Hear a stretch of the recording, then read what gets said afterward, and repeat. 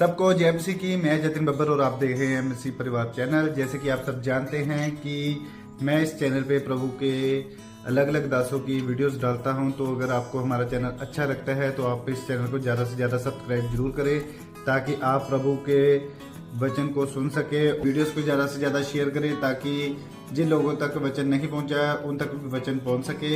सबको जय मसीह की। एक बार मैं आपसे दोबारा कहूँगा कि इस चैनल को सब्सक्राइब जरूर करें और वीडियोस को ज़्यादा से ज़्यादा शेयर करें। जय मसीह की। स्वागत है यीशु मसीह की प्रेजेंस में। हालेलुया। पवित्र वचन को खोलो, अपने हाथों को उठाओ। अगर बाइबल नहीं है तो अगली बार आप लेके आएंगे। बोलो, जितना वचन आज मैं सुनने जा रहा हूं, मैं फल को लेके आऊंगा, फलों को लाऊंगा। जो सुनूंगा उसे मानूंगा, क्योंकि ये मेरे शुद्ध रहने का आधार, मेरे चंगे रहने का आधार है। अंगीकार करो ऊंची आवाज में। तेरे जैसे अभिषेक कर दे मुझे तेरी नूर से, कि मैं बन सकूं तेरे जैसे अभिषेक कर दे। आमीन। परमेश्वर का आत्मा आपको डिलीवरेंस के लिए तैयार कर रहा है।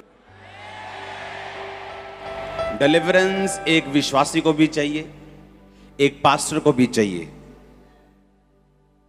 डिलीवरेंस सिर्फ दुष्ट आत्माओं से नहीं होती, अगले लेवल पर जाने के लिए डिलीवरेंस चाहिए, परमेश्वर का फेवर चाहिए। दाऊद जब एक गोत्र का राजा बना तो अगले गोत्र का 11 गोत्र, अगले पूरे इज़राइल का राजा बनने के लिए उसे डिलीवरेंस चाहिए थी। अपने फैमिली कर्ज से आपको फ्री होने के लिए डिलीवरेंस चाहिए।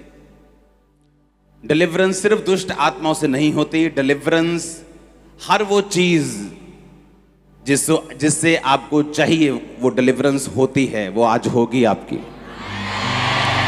ये 7 हफ्तों में मैं आपको उस वचन की ओर लेके जाऊंगा जो आपको आपकी लाइफ की डिलीवरेंस लेने में मदद करेगा।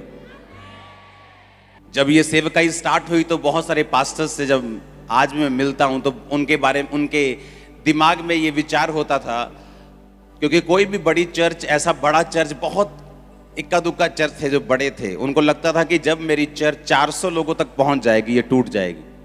सब पास्टर्स में मशहूर था ऐसा कि जब मेरी चर्च अगर 100-150 रहेगी तो ठीक रहेगी, लेकिन अगर ये 400 लोगों तक पहुंच जाएगी तो टूट जाएगी। लेकिन जब खामरा चर्च की शुरुआत हुई, ये पहली टेंट चर्च थी, ऐसा किसी ने देखा नहीं था, और बढ़ते बढ़ते बढ़ते जब ये हजारों में पहुंची। मैं आपको ये बात इसलिए बता रहा हूं कि परमेश्वर आपकी डिलीवरेंस करने के लिए तैयार है। आप क्रिश्चियन हैं तो भी, आप पास्टर हैं तो भी, आप नॉन बिलीवर हैं तो भी, हर वो चीज जो आपको बांधती आई है, लास्ट डे यीशु मसीह के नाम में उसका आज।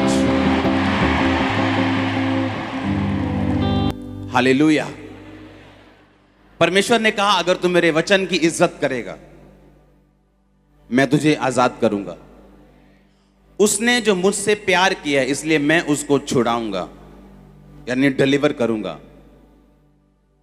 उसने जो मुझसे स्नेह किया, यहोवा ने कहा, मैं उसको छुड़ाऊंगा, मैं उसको ऊंचे स्थान पर रखूंगा, क्योंकि उसने मेरे नाम को जान लिया है। परमेश्वर से प्रेम करना, उसका आदर करना। रूत का वचन आप सुन चुके हैं। संडे अगर आपने नहीं सुना, संडे मॉर्निंग का और इवनिंग का आप इंटरनेट पे जाके सुनेंगे, ताकि डिलीवरेंस का कोई भी वचन आप मिस नहीं करेंगे, क्योंकि ये आपकी लाइफ का मसला है, मामला है। आपके परिवार की डिलीवरेंस आपकी आत्मिक जिंदगी के साथ जुड़ी हुई। परमेश्वर ने यहोशू से कहा, यहोशू तुम मेरे साथ चलना, व्यवस्था की पुस्तक से एक भी बात इधर उधर नहीं करना, क्योंकि जो ये लोग कनान में जाएंगे वो तेरी ही विश्वास योग्यता जो तुम मेरे साथ रखेगा उसके अनुसार जाएंगे। यानी इनकी सफलता भी तेरी लीडिंग पर निर्भर करती है और तेरी अगुवाई मेरे साथ वफादारी के ऊपर निर्भर करती है। आपके परिवार के डिलीवरेंस भी आप पे निर्भर करते हैं कई बार, यहां तक कि आपके नगर की, आपके आपके शहर के डिलीवरेंस भी आपके साथ जो परमेश्वर का संबंध है उस चीज पे निर्भर करती। जो संडे मैंने वचन दिया आप उसको सुनेंगे कि किस तरह से आपको एक मन बनाना है कि परमेश्वर तू मेरी जिंदगी में कुछ भी ना कर, लेकिन मेरी जिंदगी से मैं तू और तू कभी भी अलग नहीं होंगे। उस वचन को आप जाके सुने और आपको मालूम होगा। आज आपको यह बात ध्यान रखनी है, डिलीवरेंस एक बड़ा मसला है, ये छोटा मसला नहीं। डिलीवरेंस लोगों से, अनफ्रूटफुल लोगों से जो आपके लाइफ में हैं, आपकी मिनिस्ट्री में बैठे हैं, आपके रिश्तेदारी में बैठे हैं, आपको खींचने वाले, आप पर भार, लेकिन आपको उनको उठाना पड़ता है। आपको डिलीवरेंस चाहिए और खुदा आज आपको देगा। मुझे उसने दी है अनफ्रूटफुल लोगों से, और ये ऐसी चीज है जिन्हें आप खुद नहीं कर सकते, आप खुद उन्हें छोड़ नहीं सकते, लेकिन जब आप पर परमेश्वर का फेवर होता है वो धक्के से आपको लेके जाता है। उस समय आपको दुख लगता है, कई बार आपको स्ट्रेस फील होता है, लेकिन जब आप अपने आप को 6 महीने बाद, 3 महीने बाद देखते हैं, आप कहीं अधिक ग्रोथ में, कहीं अधिक ब्लेसिंग में। उस डिलीवरेंस की मैं बात कर रहा हूं जो मैंने लोगों को मसीह में रहते हुए 20 साल उसी बंधन में देखा है। क्योंकि परमेश्वर इमोशनल नहीं, अगर जिस लेवल की डिलीवरेंस वो आपको देना चाहता है उस लेवल की समझ और उस लेवल का प्रार्थना, उस लेवल की वो स्पिरिचुअल नॉलेज भी आपकी जिंदगी में होनी चाहिए। यीशु मसीह के बाद जो चुना गया सेवक था अगुवा होने के लिए चेलों का, वो कौन था? यहूदा इस्करियोती। पर बना कौन? पतरस। था कौन? क्योंकि उसका वचन था याकूब की पुस्तक 48, याकूब के उस निर्गमन के 48 में, जब याकूब ने कहा था कि यहूदा वो अगुवाई करेगा। पतरस की जो नॉलेज थी, जो स्पिरिचुअल लेवल था, उसने इतना मेंटेन कर लिया था। जब परमेश्वर ने पूछा कि तू मुझे क्या समझता है, उसने कहा तू जीवते परमेश्वर का बेटा मसीह है। बाकी चेले जो लोगों की बात भी सुनते थे कि लोग क्या कहते हैं, वो कहते थे कुछ तुझे ये कहते हैं, कुछ तुझे वो कहते हैं, कुछ तुझे ये कहते हैं। उसने कहा नहीं नहीं, तुम क्या समझते हो? पतरस कहता तू जीवते परमेश्वर का बेटा मसीह है। परमेश्वर ने कहा इस बात के कारण मैं कलीसिया किस पे बनाऊंगा? तुझ पे। अधोलोक के फाटक तुझ पे प्रबल नहीं होंगे। आमीन। इसका मतलब क्या? इसका मतलब पतरस की स्पिरिचुअल जो नॉलेज थी, जो लेवल था, इस टाइप का चला गया था कि उसने परमेश्वर से वो बातों को, वो डिलीवरेंस को ले लिया। कई बार आप वो डिलीवरेंस चाहते हैं लेकिन आपका वो लेवल नहीं। इसलिए परमेश्वर दाऊद को कितने साल उसने जंगल में रखा कि जब इसकी परीक्षा हो तो ये पास हो सके। यहूदा गोत्र का राजा बनाने के बाद भी 7.5 साल वो उसी का राजा रहा, इजराइल का राजा नहीं बन पाया, क्योंकि उस डिलीवरेंस के लिए उसे एक नए नॉलेज की, नए रेवलेशन की जरूरत थी। आमीन। वो डिलीवरेंस जो आपके फाइनेंस की है, आपकी फैमिली की है, आपके बच्चों की है, वो जो आपको एक नेक्स्ट लेवल पे ले जाती है, जिसके लिए आप सोचते हैं कि मैं वहां हूं, काश मैं वहां जाऊं, मेरी फैमिली में भी ऐसा हो, मेरे घर पे भी ऐसा हो, मेरा फाइनेंस का लेवल भी ऐसा हो। वही डिलीवरेंस के लिए मैं आपको इन 7 हफ्तों में तैयार करूंगा। आमीन।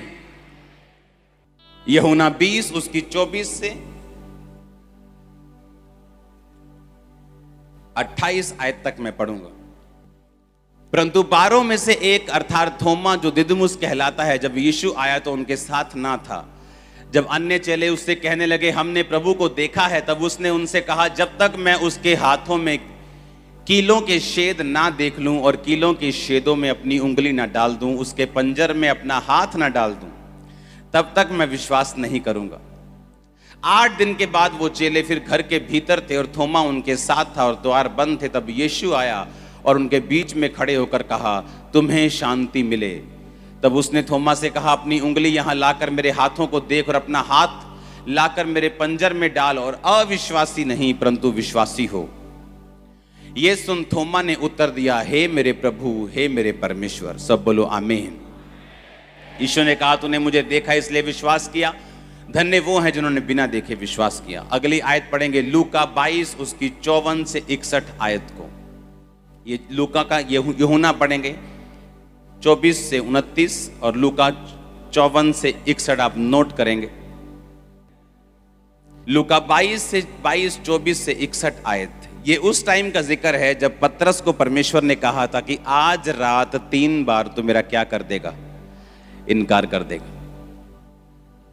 और बड़ी हैरानी की बात है, पतरस ने जब पहली बार इनकार किया, दूसरी बार इनकार किया और जब तीसरी बार इनकार किया, 59 आयत अपनी स्क्रीन पे अगर है आपके पास तो सही निकालना। हाँ, फिर थोड़ी देर के बाद किसी ने पतरस को देखकर कहा, तू भी उन्हीं चेलों में से है। पतरस ने कहा, हे मनुष्य, मैं नहीं हूं। कोई घंटे भर बाद एक और मनुष्य दृढ़ता से कहने लगा, निश्चय ये उनके साथ था क्योंकि ये गलीली है। पतरस ने कहा, हे मनुष्य, मैं नहीं जानता तू क्या कहता है। वह कह ही रहा था, तुरंत मुर्गे ने बांग दी। तब प्रभु ने घूम के पतरस की ओर देखा और पतरस को प्रभु की वह बात याद आई जो उसने कही थी, आज मुर्गे के बांग देने से पहले तू 3 बार मेरा इनकार करेगा। परमेश्वर यहां है मान लो,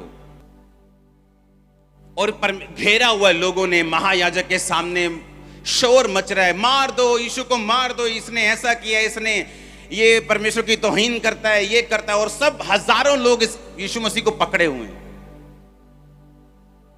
और शोर मच रहा है। और पतरस वो खड़ा है पीछे, कोई जाना खड़ा हो जाए पीछे से, वहां पतरस खड़ा है। सुनो मेरी बात ध्यान से, पतरस कहां खड़ा है? वो पीछे, और यीशु मसीह यहां है। और यीशु मसीह पे आरोप लग रहे हैं कि तूने ये किया, तूने वो किया, तूने ऐसा कर दिया। शोर मच रहा है। मतलब यहां भी अगर आप आपस में बात कर रहे हो तो इसको सुन नहीं सकता इस आदमी को। लेकिन बाइबल कहती जब पतरस ने तीसरी बार इनकार किया और यीशु मसीह को यहां बांधा हुआ इस तरह से, और ऐसे लोग खड़े हैं, लोगों हजारों लाखों लोग यीशु मसीह पे तोहमत लगा रहे हैं, यीशु मसीह चुप है और शोर मचा हुआ है। अगर वर्शिप चल रही हो और आप में से कोई बात कर रहा हो तो सुनता है क्या? और जैसे ही पतरस ने तीसरी बार इनकार किया, बाइबल कहती है यीशु मसीह ने घूम कर उसे देखा।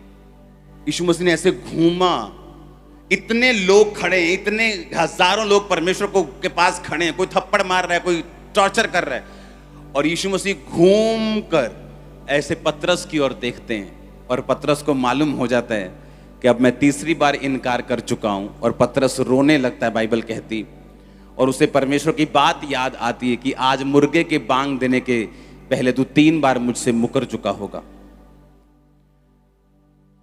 अब जो पतरस कर रहा था बाहर, वो यीशु मसीह को मालूम था। थोमा कहता कि चेले कहते ओए तू किथे सीगा? मैं बाहर गया। कहते यीशु मसीह आए सी साडे विच। कहना मैं नहीं मानता। नहीं वो जी उठे। कहना मैं नहीं मानता। कहता अगर मुझे यकीन दिलवाना है तो पहले मैं जो नेजा जहां मारा था वहां उंगली डालूंगा, हाथ पर जो छेद है वहां उंगली डालूंगा, फिर बिलीव करूंगा कि वो जी उठा है। क्या वहां पे यीशु मसीह थे? जब थोमा ये बात कर रहा था, क्या वहां परमेश्वर मौजूद थे फिजिकली? क्योंकि जब वो चेलों को दिखाई दिए वो वहां से चले गए, और जब वो चले गए तो थोमा वापस आया, और थोमा क्या कहता है कि मुझे नहीं यकीन, अगर मुझे यकीन दिलवाना है तो परमेश्वर मेरे सामने आए और मैं उसके हाथ और पांव में उंगली डाल के देखूंगा। और बाइबल कहती थोड़े दिन बाद यीशु मसीह प्रकट हुए थोमा के पास, और थोमा को बोला ये ले डाल ले उंगली, और ये ले डाल। सुनो मेरी बात। और परमेश्वर ने कहा अविश्वासी नहीं पर विश्वासी हो। अब सुनो मेरी बात। मैंने अपनी लाइफ में ये नोटिस किया है,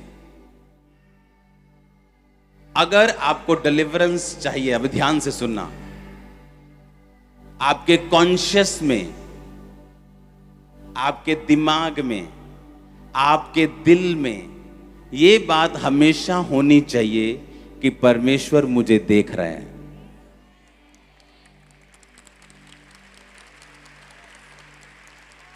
वो मुझे देख रहे हैं, वो मुझे सुन रहे हैं। एवरी टाइम आपके खाते, नहाते, देखते, सोते, पहनते, भागते, बेचते, बहन जी कुरकुरे ले लो, बेचते, कोल्ड ड्रिंक बेचते, मकान बनाते, मकान खाते, कुछ भी कर लो, हर टाइम आपके माइंड में ये कॉन्शियसनेस होनी चाहिए, परमेश्वर मुझे देख और सुन रहे हैं। अगर आपने ये नियम बना लिया, अगर आपने एहसास बना लिया, सिस्टम, अगर आपने ये सिस्टम बना लिया, मैं आपको बता रहा हूं, जितने लोगों ने बाइबल में डिलीवरेंस पाई है, बड़ी डिलीवरेंस की मैं बात कर रहा हूं, जैसे यूसुफ ने पाई जब वो जेल में था। और जेल में भी क्यों गया? उसने गलत काम करने से पोतीफर की पत्नी के साथ मना कर दिया, क्योंकि उसे यही दिमाग में था कि परमेश्वर मुझे देख। वहां कॉम्प्रोमाइज करता तो घर का हेड नौकर पहले से ही था, अब पैसा भी आता, उसकी वाइफ भी थी, आराम से वो अपनी जिंदगी बिता सकता था। लेकिन उसे मालूम था कि जिस स्थान को परमेश्वर ने मेरे लिए मसा किया है, मैं उस स्थान तक नहीं पहुंच सकता अगर मैं इस दुविधा में फंस जाऊंगा तो। आप मेरी बात समझ रहे कि नहीं? अगर उसे बड़ा छुटकारा चाहिए था तो उसे मालूम था कि परमेश्वर मुझे देख रहा है, और जो कुछ परमेश्वर से मैंने लेना है वह मैं उसे नहीं ले पाऊंगा अगर मैं परमेश्वर के वचन के खिलाफ चलूंगा तो।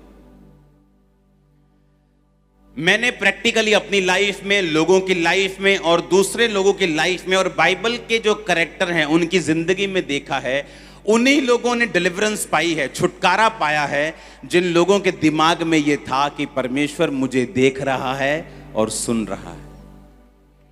आप चोरी कर रहे हैं, वो आपको देख रहे हैं। आप व्यभिचार कर रहे हैं, वो आपको देख रहे हैं।